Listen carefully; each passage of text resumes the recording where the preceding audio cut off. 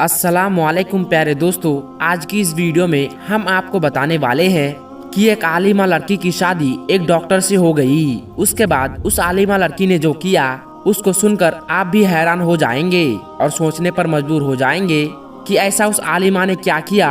इसको जानने के लिए आप इस वीडियो को पूरा आखिर तक जरूर से देखें और जल्दी से आप इस वीडियो को एक लाइक करके चैनल को भी सब्सक्राइब कर ले, क्योंकि हम आपके लिए बहुत ही प्यारी प्यारी वीडियो लाते रहते हैं। प्यारे दोस्तों, हैदराबाद के एक इलाके में एक डॉक्टर की शादी एक आलिमा लड़की से हो गई। शादी के 2 साल बाद डॉक्टर साहब के घर में पहला लड़का पैदा हुआ, यानी कि घर में पहला बेटा पैदा हुआ। तो ये देखकर आलिमा बीबी कहने लगी कि इस बेटे को हम दीनी तालीम दिलाएंगे और ये मेरा शौक है, हमारा बेटा आलिम बने। तो ये सुनकर डॉक्टर साहब ने उसे आलिम बनाने से इनकार कर दिया और कहा, मैं इसे पढ़ा लिखा कर एक बहुत बड़ा अफसर बनाऊंगा ताकि ये दुनिया में कामयाब इंसान बन सके और हमारा नाम रोशन कर सके। डॉक्टर साहब की बीवी आलिमा दीनदार थी, इसलिए उनका शौक था कि उनका बेटा आलिम, हाफिज या कारी बने, लेकिन डॉक्टर साहब नहीं माने। फिर उसके 2 साल का वक्त गुजर गया। डॉक्टर साहब के घर में दूसरा बेटा पैदा हुआ। इस बार आलिम बीवी फिर से जिद करने लगी, वो अपने बेटे को आलिम बनाएंगी, लेकिन इस बार भी डॉक्टर साहब नहीं माने और कहने लगे कि वो अपने बेटे को बहुत अच्छे स्कूल में पढ़ाएंगे। दोस्तों, उसके बाद 2 साल का वक्त गुजर गया और इनके यहाँ तीसरे बेटे की पैदाइश हुई। बीवी इस बार भी बहुत जिद करने लगी और कहने लगी कि अपनी आखिरत का कुछ सामान इकट्ठा कर लो, अपने बेटे को दीनी तालीम दिलवा दो। लेकिन डॉक्टर साहब को नहीं मानना था और वो नहीं माने। खैर दोस्तों, जब डॉक्टर साहब के घर में चौथा बेटा पैदा हुआ और इस बार बीवी ने जोरदार जिद पकड़ ली और इस बार डॉक्टर साहब को बीवी की बात माननी पड़ी और उस बेटे को बड़ा होते ही एक अच्छे मदरसे में दाखिला करवा दिया।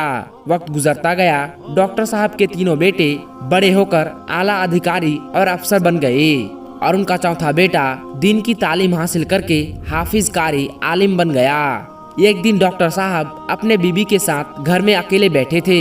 उस वक्त डॉक्टर साहब ने कहा, तुम्हारे तीनों बेटे सरकारी नौकरी पर लग गए हैं और आज वो अच्छा खासा पैसा कमा रहे हैं और तुम्हारा छोटा बेटा मौलवी बन गया है। अब वो जहाँ भी जाएगा उसकी 1 महीने की तनख्वाह बड़े 3 बेटों की 1 हफ्ते की तनख्वाह के बराबर भी नहीं होगी। फिर डॉक्टर साहब अपनी आलिमा बीवी से कहा, तुमने अपनी मर्जी करके बहुत गलत फैसला किया है और मुझे मालूम है कि आज तुम्हें अपने फैसले पर पछतावा हो रहा होगा। शौहर की बात सुनकर बीवी ने कहा, मुझे तो बिल्कुल भी पछतावा नहीं हो रहा है। आप सोच रहे होंगे कि मेरा फैसला गलत है, जबकि मैं सोच रही हूँ कि आपका फैसला गलत है। हम दोनों में से एक तो जरूर कोई गलत है और मैं मरने से पहले इस बात को आपके सामने लाना चाहती हूँ कि हम दोनों में से कौन सही है और कौन गलत है। फिर बीवी ने कहा, चलो मैं आज आपको दिखा देती हूँ कि हम में से किसका फैसला गलत था और आज मैं आपके चारों बेटे का इम्तिहान लूंगी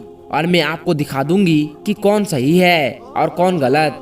अगले दिन शाम के वक्त बीवी ने अपने बाल बिखेर लिए और थोड़ा सा अपना दुपट्टा फाड़ लिया और अपने चेहरे पर 1-2 नाखून के निशान लगा लिए और घर के आंगन में बैठ गई और रोने लगी और अपने शौहर से कहा कि आप कमरे में छुपकर सब देखना। फिर थोड़ी देर के बाद उनका पहला बेटा घर आया। घर आकर अपनी माँ को इस हाल में देखा तो वो आग बबूला हो गया और पूछने लगा कि अम्मी, आपको क्या हुआ है? तो अम्मी ने बताया, आज तुम्हारे अब्बू ने मुझे बहुत मारा है। इतना सुनते ही बेटा गुस्से से लाल हो गया और बाप को बुरा भला कहने लगा कि बुढ़ा इस उम्र में सठिया गया है, कहाँ है वो आदमी, अभी मैं उसे देखता हूँ। अम्मी ने बताया कि वो अभी घर पर नहीं है। तो बेटा कहने लगा कि जब वो घर पर आ जाएंगे तो मुझे बता देना, मैं आज उन्हें देखता हूँ किस तरह से वो तुमको मारते हैं। इतना कहते हुए वो अपने कमरे में चला गया। ये सारी बातें डॉक्टर साहब अपने कमरे में छुपकर सुन रहे थे। फिर थोड़ी देर के बाद उनका दूसरा बेटा आया। माँ को इस हाल में देखा तो वो भी आग बबूला हो गया और माँ से इसके बारे में पूछने लगा। तो माँ ने बताया कि तुम्हारे अब्बू ने मारा है। ये सुनकर वो भी चिल्लाकर बाप को बुरा भला कहने लगा और बोला, जब वो घर आ जाए तो मुझे बता देना। फिर वो भी अपने कमरे में चला गया थोड़ी देर बाद उनका तीसरा बेटा भी घर आ गया। माँ को इस हाल में देखकर वह जब पूछी तो माँ ने कहा तुम्हारे अब्बू ने मारा है, और वो भी बाप को बुरा भला कहने लगा और अपने कमरे में चला गया। दोस्तों, डॉक्टर साहब ये सारी बातें अपने कमरे में बैठकर सुन रहे थे।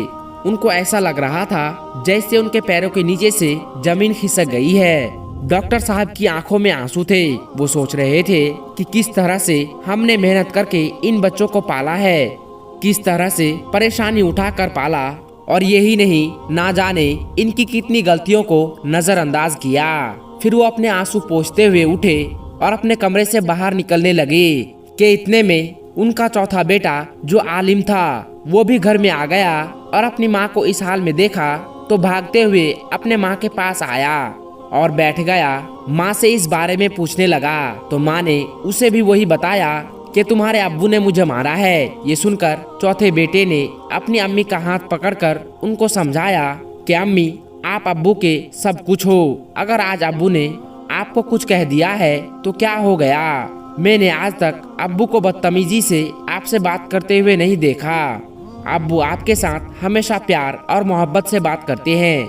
अम्मी, जरा सब्र करो, इंशाअल्लाह सब कुछ ठीक हो जाएगा। फिर बेटा कहने लगा, जिस इंसान ने तुम्हें इतनी खुशियाँ दी, आज अगर वो थोड़ी सी सख्ती करता है, थोड़ी सख्ती से पेश आता है तो क्या हो गया? वो तुम्हारे शौहर है। हो सकता है आज उनका दिमाग ठीक ना हो, उनको कोई बात परेशान कर रही हो, या फिर आपसे कुछ गलतियाँ हो गई हो। अम्मी, आप जरा सोचिए कि जब आप बीमार हो गई थी तो अब्बू आपका कितना ख्याल रखते थे, आपको खाना बनाकर खिलाते, यहाँ तक कि आपका कपड़ा भी धोया करते थे। अपने चौथे बेटे की बात सुनकर अब माँ के भी आंखों में आंसू आ गए। वो अपने आंसू रोक नहीं पा रही थी। फिर डॉक्टर साहब आंखों में आंसू लिए कमरे से बाहर आकर खड़े हो गए।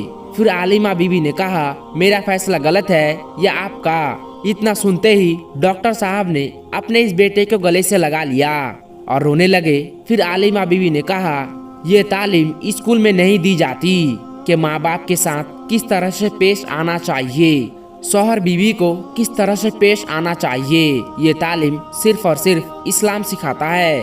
प्यारे दोस्तों, हमें इस्लाम को अच्छी तरह से सीखना और समझना चाहिए।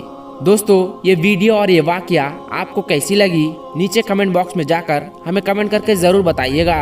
और इस वीडियो को जितना हो सके अपने दोस्तों में ज़रूर शेयर करें। आज की इस वीडियो में बस इतना ही। मैं मिलता हूँ आपको फिर एक और नई वीडियो के साथ। तब तक के लिए आप अपना और अपनों का बहुत ज़्यादा ख्याल रखिएगा।